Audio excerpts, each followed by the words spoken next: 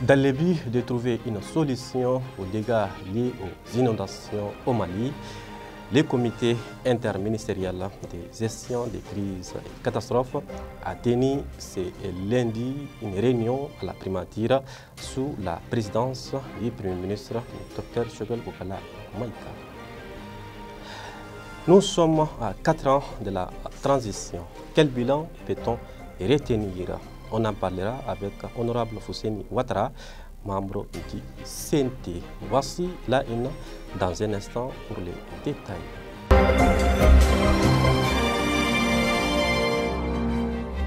Fidèles téléspectateurs, bonsoir et soyez les bienvenus. Je l'ai annoncé dans les titres.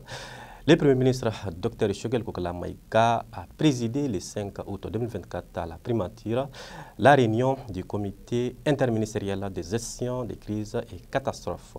Plusieurs ministres ont pris part, notamment le ministre d'État, le colonel Abdoulaye Maïga. L'objectif de cette réunion était de trouver les voies et moyens pour mettre fin à tous ces dégâts liés aux inondations en cette période d'hivernage. Choguel Kokala Maïga. Tous les ans, depuis 10 ans, 20 ans, on remarque les mêmes choses. Le ministre vient d'en parler, il dit depuis 2013, une décision a été prise. Moi, je dis que ce problème existe bien avant 2013. Il faut que nous décidions cette année, comme le président le souhaite, de changer les choses. Il faut que nous puissions identifier tous les blocages que vous avez cités ici et qu'on les lève bien avant, depuis octobre-novembre et bien avant l'hivernage. La deuxième chose, c'est qu'on a constaté tous ici que dans le cas spécifique, il y a des zones, ce sont des bas-fonds. Chaque année, il y a les inondations au même lieu, par exemple, Bla, une partie de Ségou. Missabougou, on vient de dire que le collecteur est sous-dimensionné. Ensuite, il y a des conditions qui ne sont pas réunies. Quelque chose qui a été fait depuis que le Mali avait, Bamako avait 1 million, avait 170 000 habitants. Aujourd'hui, on est à 4 millions.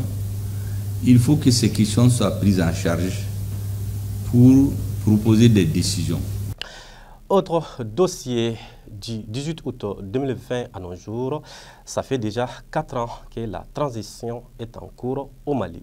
Quel bilan peut-on retenir durant ces 4 années? Honorable Dr Fouseni Ouattara, membre du CNT, s'est prononcé sur la question. On l'écoute. En 4 ans, tout ce qui s'est passé, qu'on a pu retenir, résumer tout cela en une phrase sera très difficile.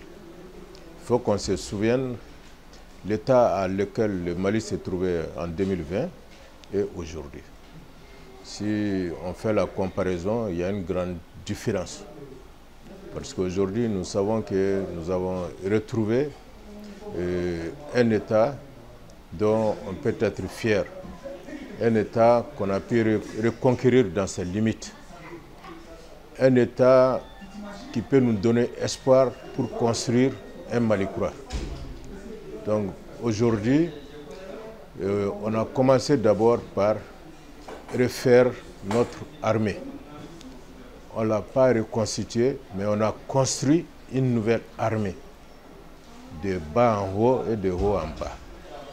On a pu élaborer en ces 4 ans une nouvelle doctrine militaire, une nouvelle stratégie de défense de notre patrie, ce qui n'était pas avant.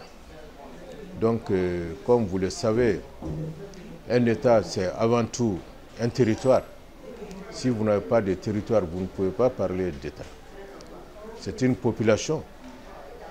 Si la population ne se reconnaît pas dans l'État, on n'a pas un État. Et ce sont des institutions.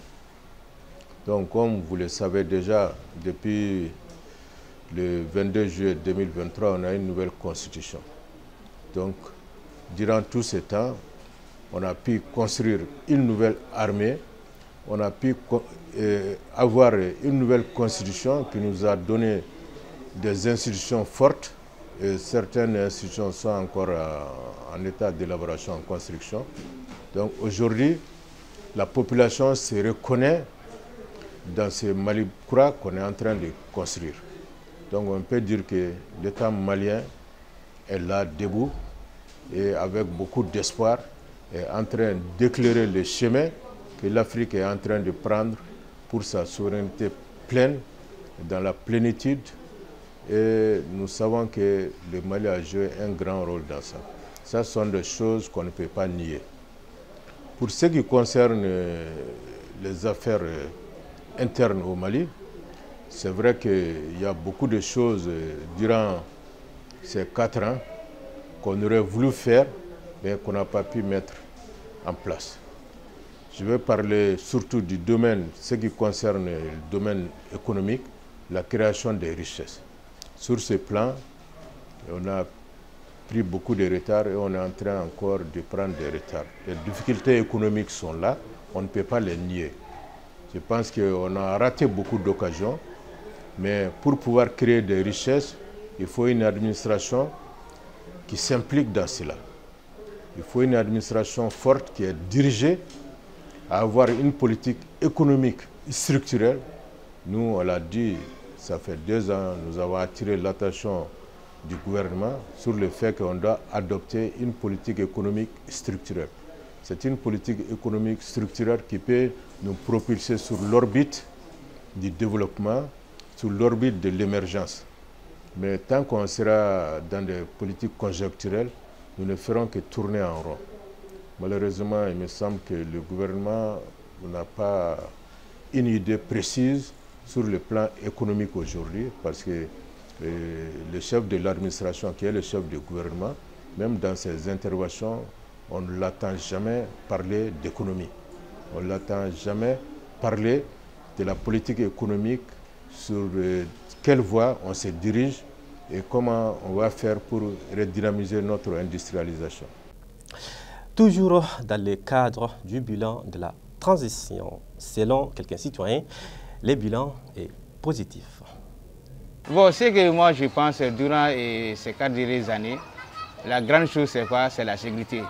Et ça c'est le numéro 1. Donc tout est lié à la sécurité. Sans sécurité, il n'y a rien, il n'y a pas de développement. Dans l'Alhamdoulilah, actuellement, ils sont sur ce plan-là. On est vraiment, ça va.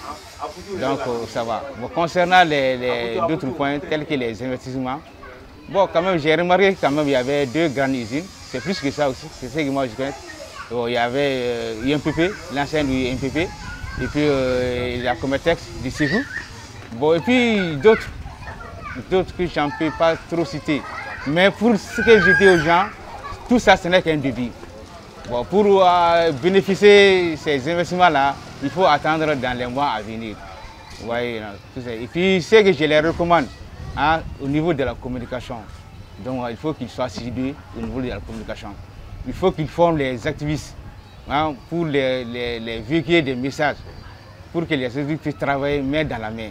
Parce qu'on a tendance, wow, quand même, il faut qu'ils revoient le côté de la communication. Transition à Sanani Bélan. Bon, moi, je suis en train sinon, bon, transition à Sanani Bélan, je vais juger sur 10, je vais 8 sur 10. Quoi. Parce que Gadara Mouna, il n'y a rien sans la sécurité. Bon, il y a un développement fait avec de la sécurité là. Dans ce qui est en coffre, Kadam Moussa Traoré, on va pouvoir biner. Kanabla nous nalla. Natu Kanabla ibegala disons. Natu framalé na ko avion comme Mali c'est avion sans. A nous donnant béagi la route quoi. C'est impossible 4 ans. À présent, faisons un tour à l'extérieur du pays avant de fermer ce journal. Maïmouna Maïga pour les décryptages. Nous débutons au Togo. Un nouveau gouvernement a été formé et est marqué par la sortie de certains ministres et l'arrivée d'autres nouveaux venus. La composition de la nouvelle équipe gouvernementale a été annoncée le mardi 20 août 2024 à la télévision nationale. Ce gouvernement a pour mission de mettre en place des institutions prévues par la Constitution instituant la 5e République. Partant au Sénégal, des dizaines de Sénégalais, parmi lesquels Abdou Karim Gueye, ont été interpellés ce jour par les forces de l'ordre alors qu'ils manifestaient pacifiquement devant l'ambassade d'Ukraine. Ils ont été arrêtés après avoir déposé une lettre de protestation réclamant l'expulsion de l'ambassadeur en réaction au soutien de l'Ukraine au groupe terroriste opérant au Mali. Et enfin, au Nigeria, le président en exercice de la communauté économique des États de l'Afrique de l'Ouest, CEDEAO, le président Bola Tinubu du Nigeria a appelé les pays membres de l'organisation régionale à ratifier et à mettre pleinement en œuvre le protocole de la CEDEAO contre la corruption. Le président Tinubu a lancé cet appel le lundi 19 août 2024 à Abuja lors de la 6e Assemblée générale annuelle du réseau des institutions nationales de lutte contre la corruption en Afrique de l'Ouest. À cette rencontre, Tinubu a annoncé le don par le Nigeria d'un immeuble pour le siège permanent du Nakiwa dans le pays. Et c'est tout pour l'actualité internationale d'aujourd'hui. Et c'est sur cette page internationale que nous bouclons cette édition. Merci de l'avoir suivi et excellente suite des programmes à tous sur Andomédia. Merci beaucoup.